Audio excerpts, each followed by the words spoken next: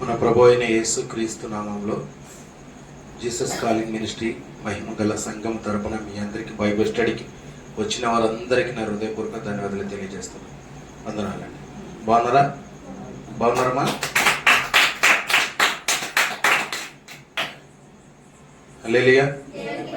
చాలా సంతోషంగా ఉండాలని, ఆనందంగా ఉండాలని ప్రతి కుటుంబం ఇలా అందరూ కూడా కలిసి రావడం, దేవునికి సంతోష పెట్టడం, దేవుని మాటలు వినడం చాలా చాలా ప్రాముఖ్యమైనది. సహోదరి సహోదరుడా, ఈ బైబిల్ స్టడీకి వచ్చారు. చాలా చక్కటి మాటలు విని మీ హృదయంలో దాచుకొని మరి దేవుని చిత్తమును నెరవేర్చే బిడ్డలుగా, ఆయనకి మంచి పేరు తీసుకుని వచ్చే బిడ్డలుగా మీరంతా నమ్మకమైన బిడ్డలుగా ఉండాలని దేవుడు కోరుతూ ఉన్నాడు. సహోదరి సహోదరుడు, ఈరోజు అంశాన్ని బట్టి మనం మాట్లాడుకుందాం. బైబిల్ స్టడీలో మొక్కలలో మాత్రమే కాదు జీవము, దేవుని మాట వలన కలిగిన ప్రకృతిలో ఉన్న ప్రతి దానిలో జీవమున్నది. ఏంటంటే అర్థం? మొక్కలోనే మాత్రమే కాదు జీవము, దేవుని మాట వలన కలిగిన ప్రకృతిలో ఉన్న ప్రతి దానిలో జీవం ఉన్నదనే అంశాన్ని బట్టి మీతో మాట్లాడాలని ఆశపడుతూ ఉన్నాను. మరి మనం లేఖనాలకి వెళ్దామా? మనం సమయము సద్వినియోగం చేసుకోవాలి. మనం జ్ఞానంతో నడుచుకున్న వారుగా ఈ మహిమగల సంఘంలో జ్ఞానంతో మీరందరూ కూడా ఉండాలని నేను ఆశపడుతూ ఉన్నాను. చక్కగా అడిగే ప్రతి ప్రశ్నలకు జవాబు, హేతువులు అడిగే ప్రతి ప్రశ్నలకు జవాబు చెప్పే క్రైస్తవుడుగా, క్రైస్తవురాలుగా.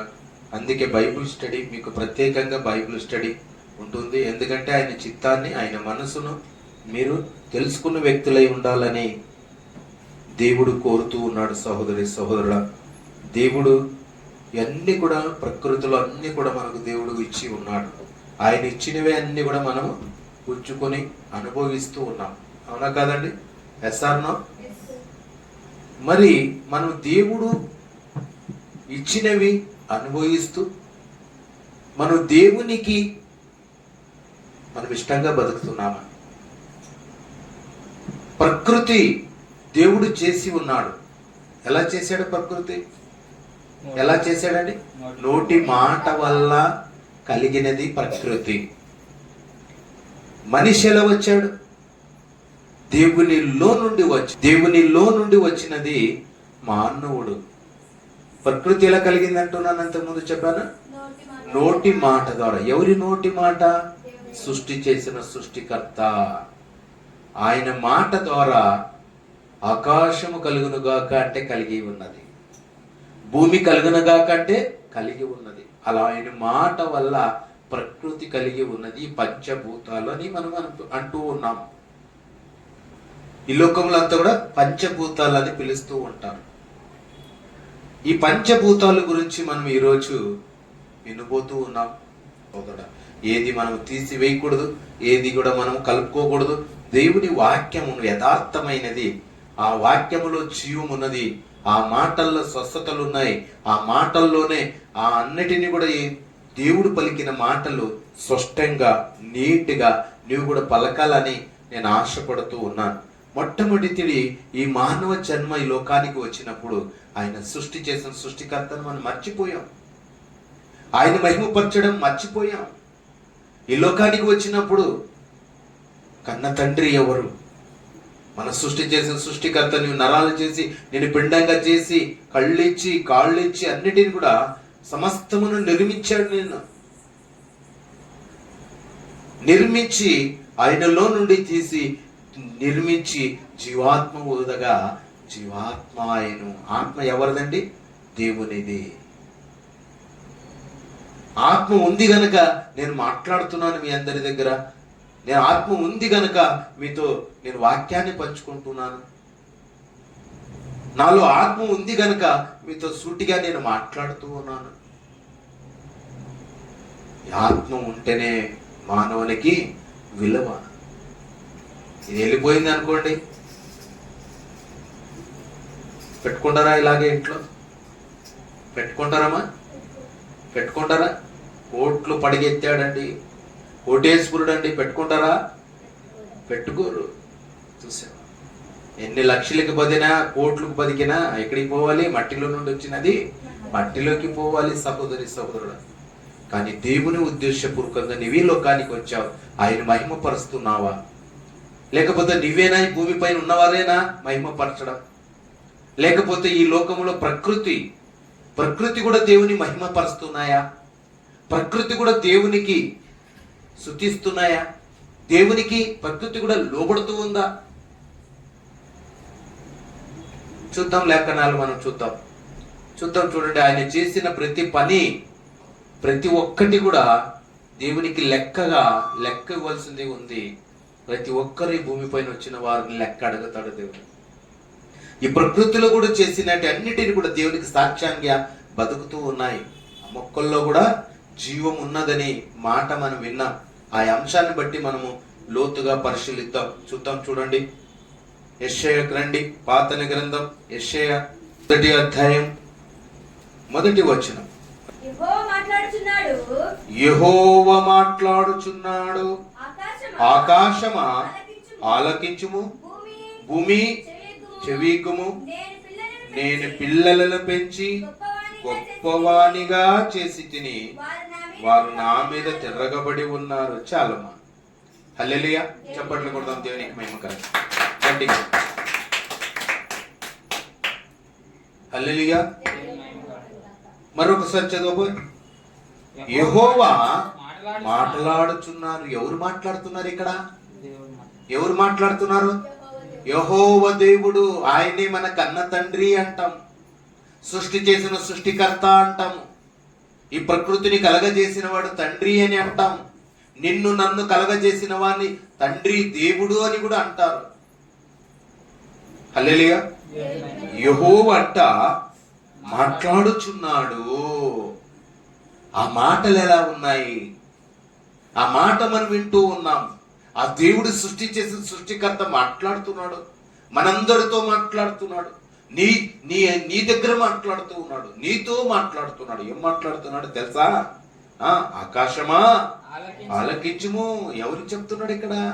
ఆకాశమా. ఎవరు చెప్తున్నాడండి? ఆకాశమా ఆలకించు అంటే దానికి ఏముందని? చెవులున్నాయని. ఆకాశమా ఆలకించే మనసుందని. ఉన్నాయా లేదండి? ఉన్నాయా లేదా?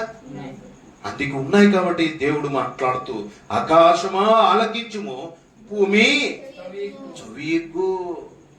భూమికి ఏం చెప్తున్నాడు? చెవియగ్గుమంటూ ఉన్నాడు. మరి ఏముంది భూమికి? చెవులున్నాయి. ఆకాశం ఏముంది? చెవులున్నాయి. వింటూ ఉన్నాడు, స్వరం వింటూ ఉన్నాడు. సృష్టి చేసిన సృష్టికర్త మాట వింటూ ఉన్నారు.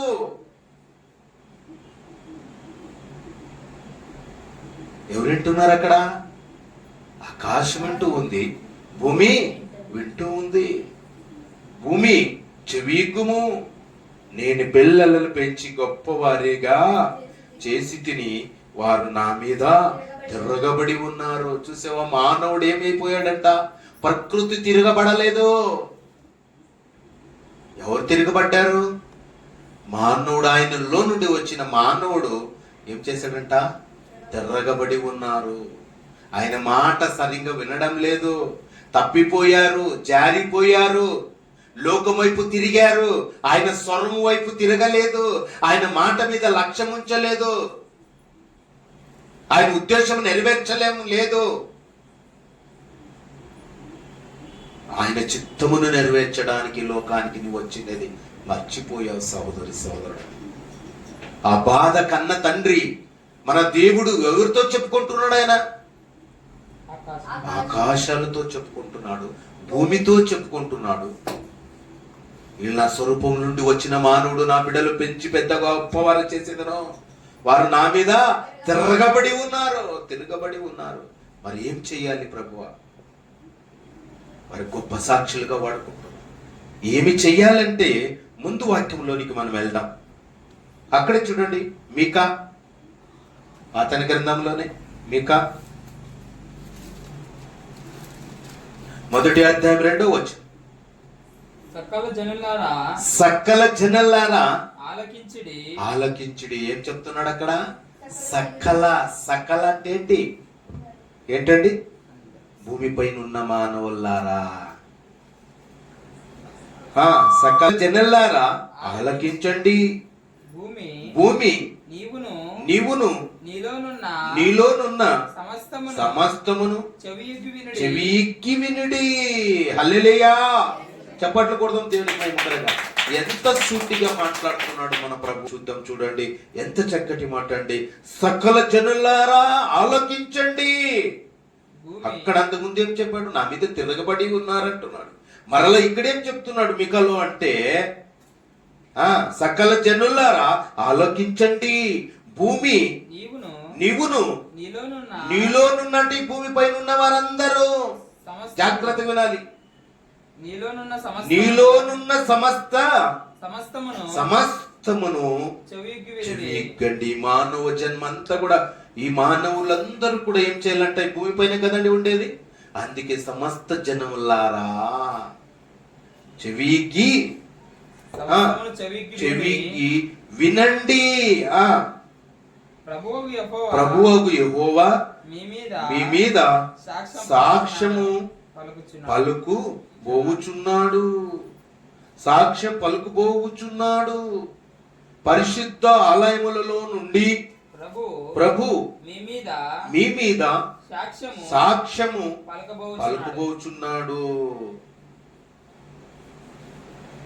సాక్ష్యం పలుకుబోతున్నాడు. ఎవరంట? ప్రభు. మన ప్రభు అయిన యేసు క్రీస్తు ప్రభు గురించి మనకు మాట్లాడుతున్నాడు. ప్రభు ఏం చేస్తున్నాడంట?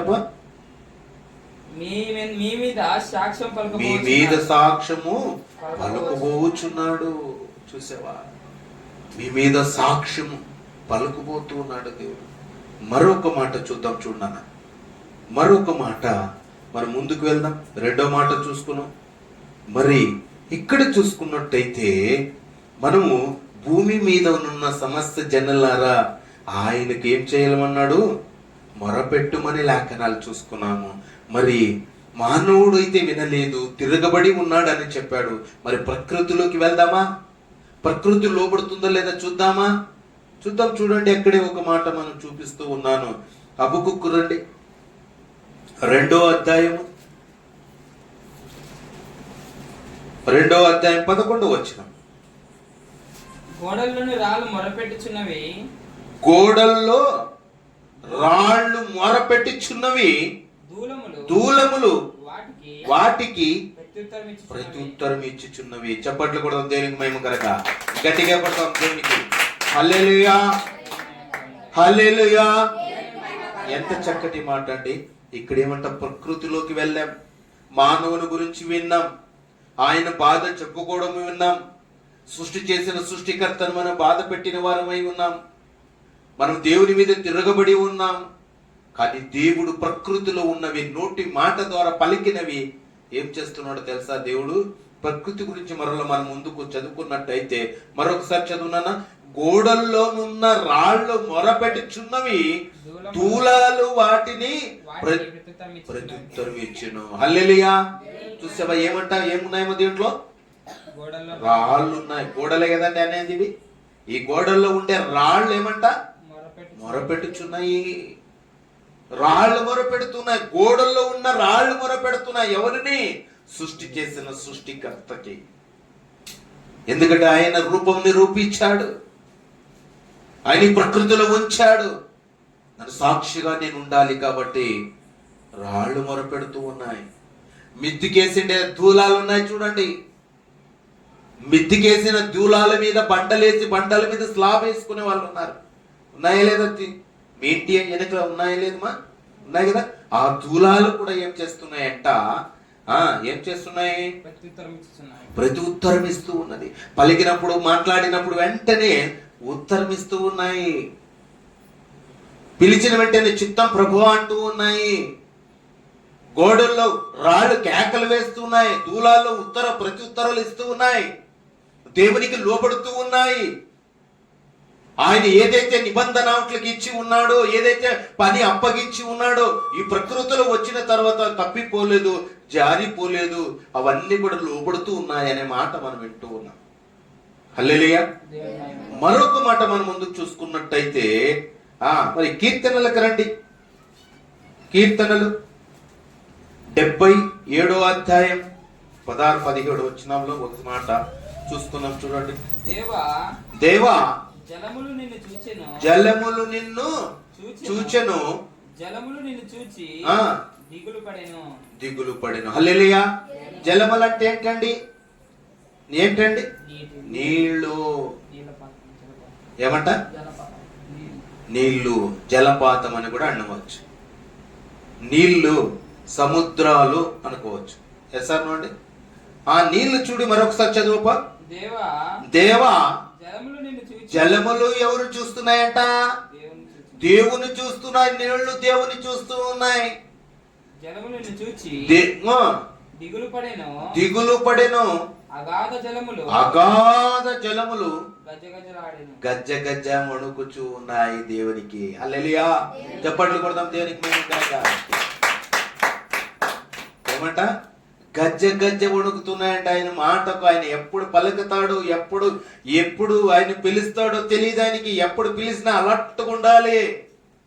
ఆన్సర్ చెప్పడానికి, పలకడానికి, ఆయన పనులు చేయడానికి వణుకుచూ ఉన్నాయంట. మరి మనిషి, మానవుడు, దేవునిలో నుండి వచ్చినవాడు వణుకుతున్నాడండి? వణుకుతున్నాడా? భయభక్తులు ఉన్నాయా? ఏమయ్యాడు మానవుడు? తిరగబడి ఉన్నాడని లేఖనాలు సెలవిస్తూ ఉన్నాయి. తిరగబడి ఉన్నారు, లోబడ్డాడనేది లేదు అక్కడ. ఈ లోకానికి వచ్చినప్పుడు పొగురు, అహంకారము మానవునికి వచ్చేసిందండి. ఈ ప్రకృతి చూడండి గజ్జ గజ్జలాడుతూ ఉందంట. దేవునికి భయపడుతూ ఉన్నాయి, లోబడుతూ ఉన్నాయి, ఆయన చిత్తమును నెరవేరుస్తూ ఉన్నాయి. ఎంత చక్కటి మాటలండి. ప్రకృతి లోబడుతూ ఉన్న మాటలు ఎంత జాగ్రత్తగా మనం వింటూ ఉన్నాం. 17వ వచనం చదువున్నాను. మేఘరాశులు నీళ్లు దిమ్మరించెను. ఏమంట? మేఘరాశులు నీళ్లు దిమ్మరించెను, అంతరిక్షము ఘోషించెను, నీ బాణములు నలుదిక్కుల పారెను, నీ ఉరుముల ధ్వని సుడిగాలిలో మోగెను, మెరుపులు లోకమును ప్రకాశింపజేసెను, భూమి వణికి కంపించెను. హల్లెలూయా. ఆకాశములో ఏమంటది? మేఘరాశులు అంట. నీళ్లు దిమ్మరించెను. అంతరంగమును, అంతరిక్షమంట ఘోషించెను. అంతరిక్షాలు లోబడుతూ ఉన్నాయి, ఆయన మాట వింటూ ఉన్నాయి. అంతరిక్షంలోనికి మొన్నటి రోజు చంద్రలోకానికి పోయారండి మానవులు. పోయారు కదా? అది లోబడుతూ ఉన్నాయి దేవునికి. అంతరిక్షాలు కూడా ఎంతో మంది స్పెషలిస్టులు కనుక్కున్నారు. దేవుడు చేసిన ప్రకృతిలో పోవడానికి కాలాలు పట్టాయి, సంవత్సరాలు పట్టాయి.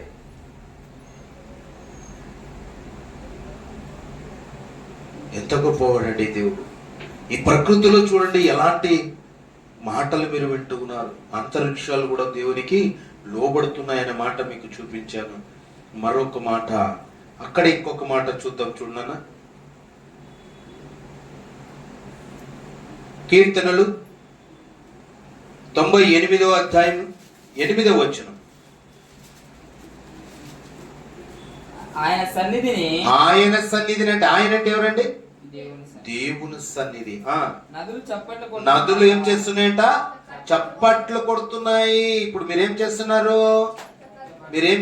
ఇప్పుడు చప్పట్లు కొడుతున్నారు. అలాగే ఏం చేస్తున్నాయంట? నదులు చప్పట్లు కొడుతున్నాయంట. కొండలు కూడి ఉత్సాహధ్వని చేస్తాయంట. కొండలు, రాయదుర్గం కొండ ఉంది, అదేం చేస్తుందంట? దేవునికి ఉత్సాహధ్వని. ఇక్కడ ఆరాధన చేస్తూ ఉన్న ఉత్సాహం రావడం లేదు. మీ అందరికి చప్పట్లు కొడు. చూడండి, కొండలు కొండలు కలిసి చప్పట్లు కొడుతూ దేవునికి ఉత్సాహోదని తీసుకుని వస్తూ ఉన్నాయి. ఆయన ఆనందపరుస్తూ ఉన్నాయి, ఆయన సంతోషపరుస్తూ ఉన్నాయి. నీవైతే దేవునిలో నుండి వచ్చిన వాడివి, నీవు దేవుని మర్చిపోయావు. ఇష్టంగా నీవు బ్రతకడం లేదు. ఆ ప్రకృతిలో ఉంచినవన్నీ కూడా చూడండి లోబడుతూ ఉన్నాయి, చప్పట్లు కొడుతూ ఉన్నాయి, ఆనంద ధ్వనులు చేస్తూ ఉన్నాయి, సంతోషపరుస్తూ ఉన్నాయి. దేవునికి పలికినప్పుడు వెంటనే పలుకుతూ ఉన్నాయి. రాళ్ళు కేకలు వేస్తున్నాయి, దూలాలు ఏం చేస్తున్నాయట? ప్రతి ఉత్తరం అడిగిన వెంటనే ఉత్తరం ప్రతి ఉత్తరం అడిగిన ప్రతి ప్రశ్నలకు జవాబు.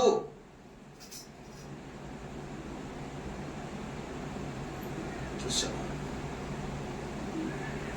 ఎంత చక్కటి మాటలండి. కొండలు ఉత్సవధ్వని చేస్తూ ఉన్నాయి దేవునికి.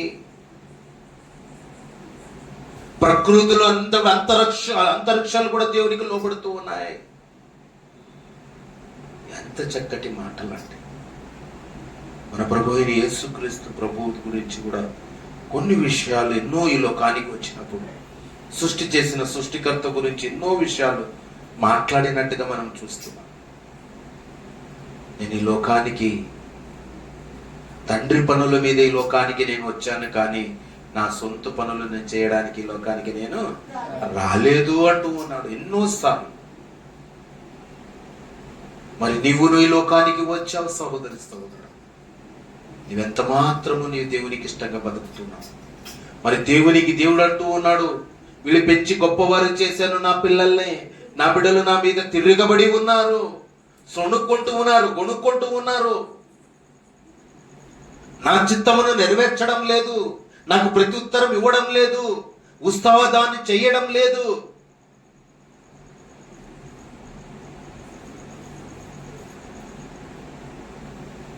నీ కొరకే పరలోకం. మరి నీవు ఈ లోకంలో వచ్చినప్పుడు ఆ పనులు చేయలేకపోతే,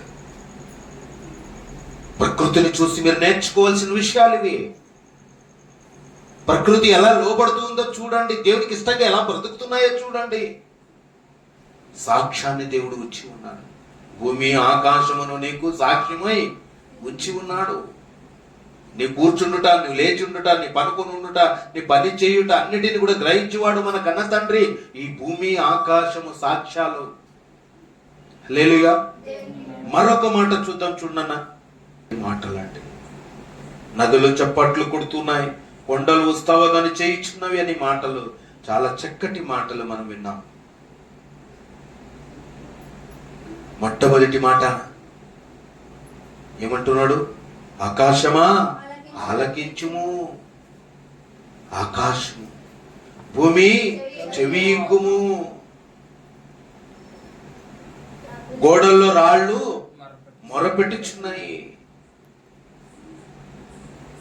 దూలాలు ప్రతి ఉత్తరం ఇచ్చుచున్నవి, జలాలు ఏమైనా అంతరిక్షములో లోబడుతూ ఉన్నాయి, దిగులు పడుచున్నవి. జలాలు దిగులు పడుచున్నాయి అనే మాటలు మనం వింటాం.